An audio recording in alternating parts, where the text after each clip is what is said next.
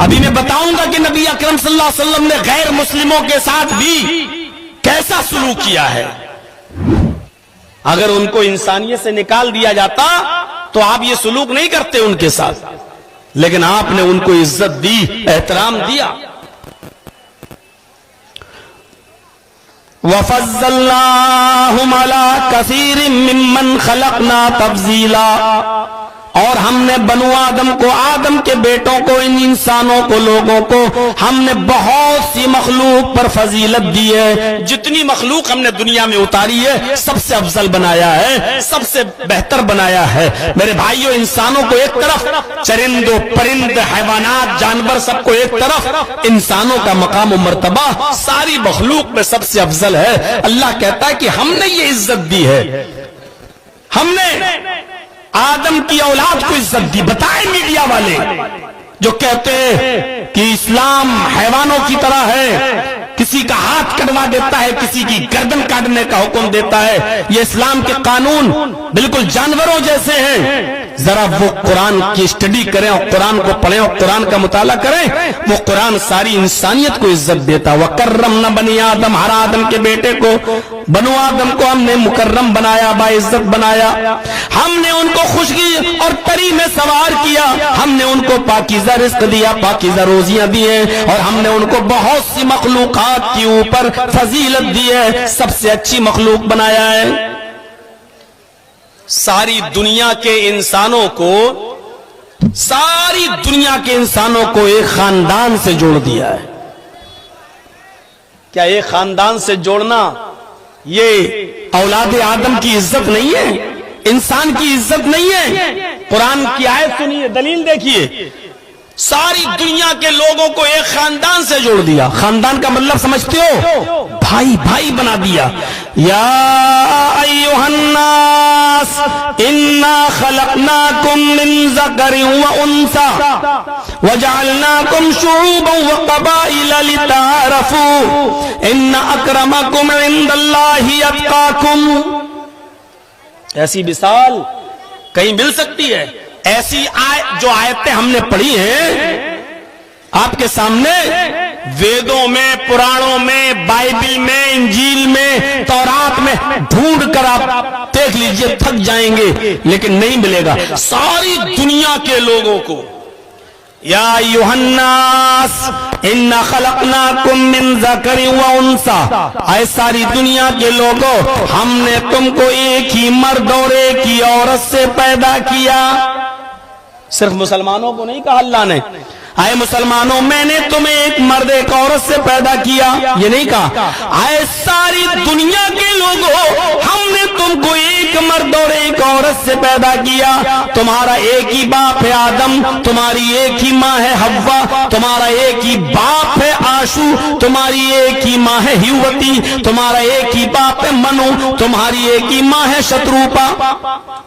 तुम एक ही बाप आदम के मनु के बेटे हो, तुम एक ही माँ हव्वा यानी युवती शत्रुपा की संतान हो। तुम सबका बाप एक है आदम, और तुम सबकी माँ एक है यानी हव्वा। तुम आदम और हव्वा की औलाद हो, यानी सब भाई भाई हो।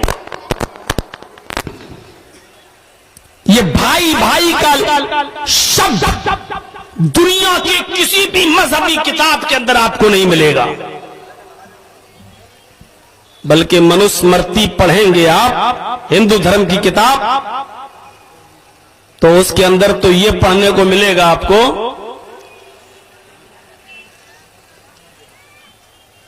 ब्रह्मा ने अपने मुंह से ब्राह्मण को पैदा किया, ब्रह्मा ने अपने हाथों से क्षत्रिय यानी ठाकुर को पैदा किया, ब्रह्मा ने अपनी रान से, ये कमर से नीचे का हिस्सा रान, ब्रह्मा ने अपनी रान से वैश्य को पैदा किया, और ब्रह्मा ने अपने पैरों से शूद्र यानी हरिजन को पैदा किया। हजारों के मजमे में ये बात मैंने आपके सामने रखी है, इस बात से बिल्कुल निडर होते हुए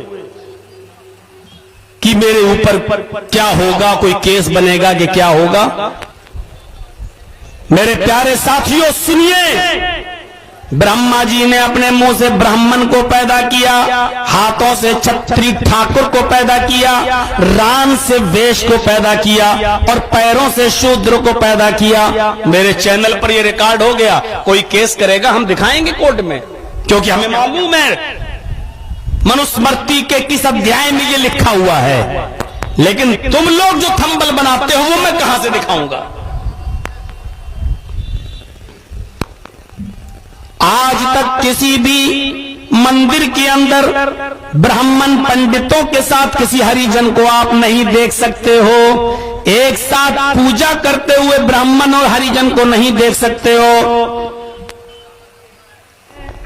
अंदाजा लगाया जा सकता है, लेकिन थोड़ी देर के लिए मस्जिद पर तसव्वुर कीजिए और जिसकी तामीर के लिए आपसे यहां चंदा मांगा जा रहा है, यहां अमीर गरीब सबका चंदा लग सकता है और एक साथ मस्जिद के अंदर अमीर और गरीब भी जा सकता है, खान भी जा सकता है, अंसारी भी जा सकता है, तुर्क भी जा सकता है, शेरशाहबादी भी जा सकता है, सूरजपुरी भी जा सकता है और किसी को कोई अधिकार नहीं है कि अपनी मस्जिद से किसी को हटाए।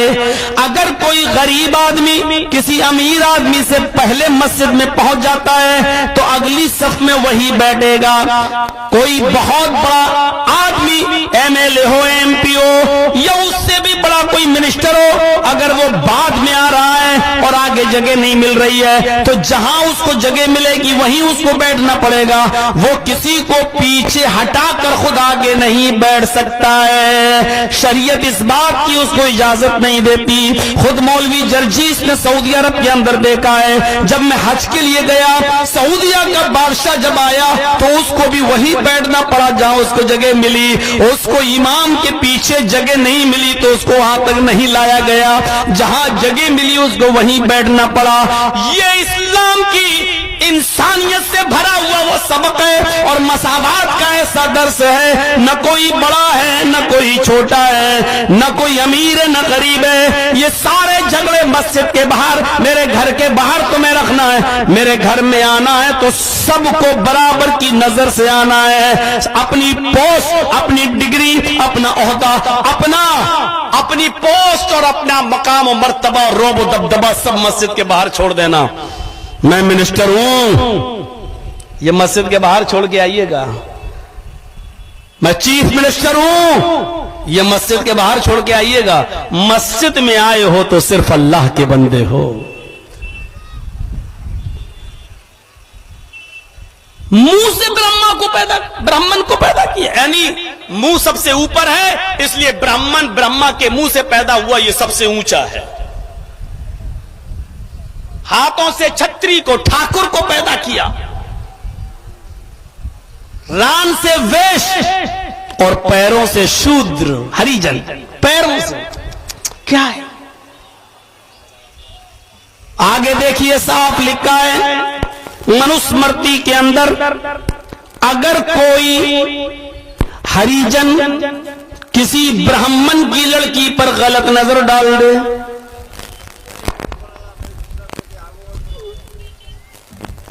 किसी ब्राह्मण की लड़की पर गलत नजर डाल दे, कौन?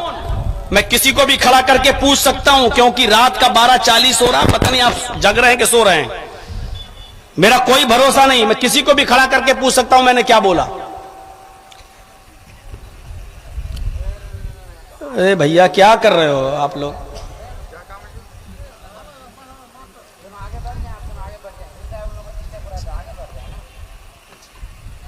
एडजस्ट कर लो। कोई भी हरिजन किसी ब्राह्मण की लड़की पर गलत नजर डाल दे तो राजा को चाहिए कि उस हरिजन की दोनों आंखें फोड़ दे। ये हरिजन के साथ और पूरी जिम्मेदारी के साथ बोल रहे हैं और हिंदुस्तान में बोल रहे हैं। लेकिन अगर कोई ब्राह्मण किसी हरिजन की लड़की पर नजर डाल दे, छूत-छात देखिए, लेकिन अगर कोई ब्राह्मण किसी हरिजन की लड़की पर गलत नजर डाल दे तो हरिजन को चाहिए कि अपनी बेटी उस ब्राह्मण को सौंप दे। ब्राह्मण की नजर नजर है, हरिजन की नजर नजर नहीं है। हरिजन देख ले तो बादशाह को, राजा को चाहिए कि हरिजन की आंखें फोड़ दे, और ब्राह्मण देख ले तो हरिजन पर फर्ज हो जाता है कि वो अपनी बेटी उस राजा, उस ब्राह्मण को सौंप दे। ब्राह्मण इंसान है, हरिजन कुछ नहीं।